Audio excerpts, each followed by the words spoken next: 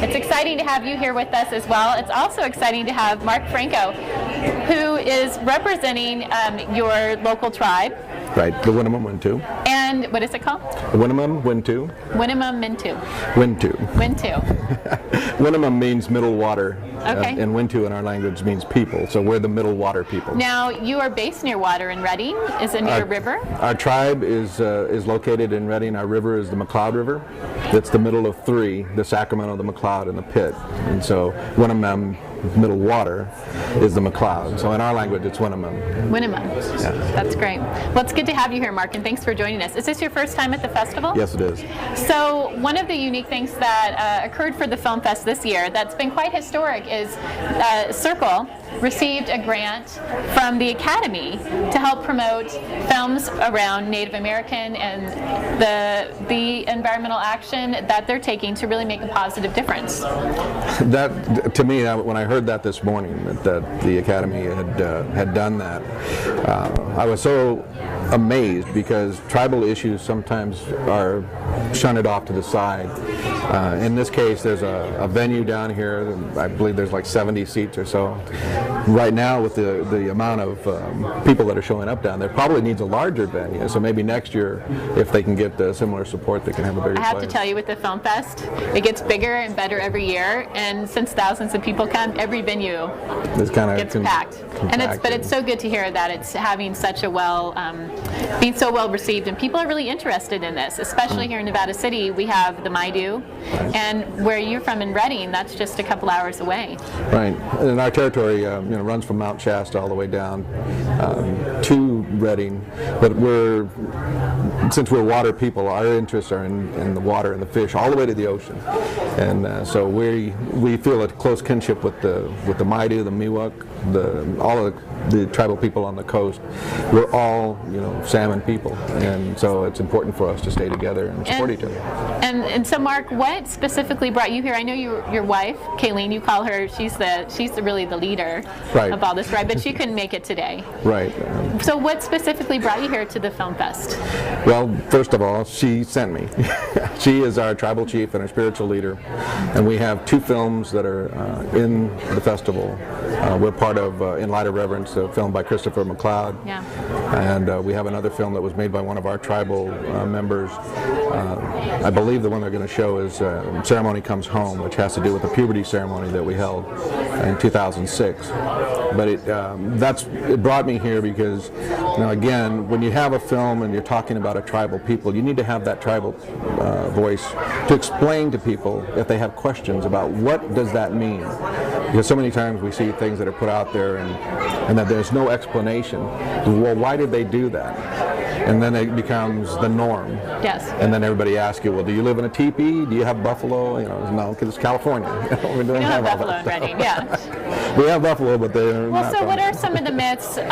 You talked about a puberty ceremony for your daughters, and it's a fascinating story, and how your own daughter was going through the ceremony. I mean, what are some of the myths that people don't understand about the culture and the importance of some of these traditions? I think the biggest thing right now is that people don't understand that California tribes in particular are living cultures, that we're not just textbook, we're not just the stories of ethnographers from the 1800s and 1900s. We are living cultures, and our ceremonies are an integral part of our lifeway. One of the things that happened when the settlers first came here is that they started killing the Indian men, forgetting that the women were the ones who carried the culture and the tradition. And so we're very fortunate in that our women were able to take over and continue to raise our children in that lifeway. But our tribe, the leadership has been a woman for the last almost 90 years.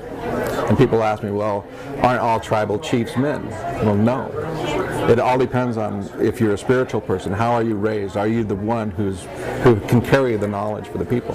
And in our case, it's been women. How do you think that having women taking that leadership role in your tribe and in your community, how has that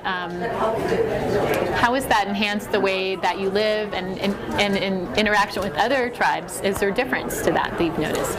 Well, each tribe has its own leadership structure. Sure. We have tribes who have, the government, United States government kind of constitution, so they vote for their leaders. And so you'll have a man or you'll have a woman or somebody running the show. In a traditional tribe like ours, you have to be trained for these positions. And you have to understand the language, you have to understand the dance, the songs, you have to understand the cultural places, everything that's sacred about your people. You have to know that. And you're trained to do that from a very young age. And so if you're picked for that type of a job, you're groomed to lead. So rather than voting for somebody who may be good looking, you'll end up with a good looking president, right? May not have a whole lot on the ball. But if you train that person, they're going to know everything that the tribe needs to continue. And so for us, those women that have been in those leadership positions have been able to maintain that continuum of knowledge. And you mentioned the puberty ceremony. Yeah.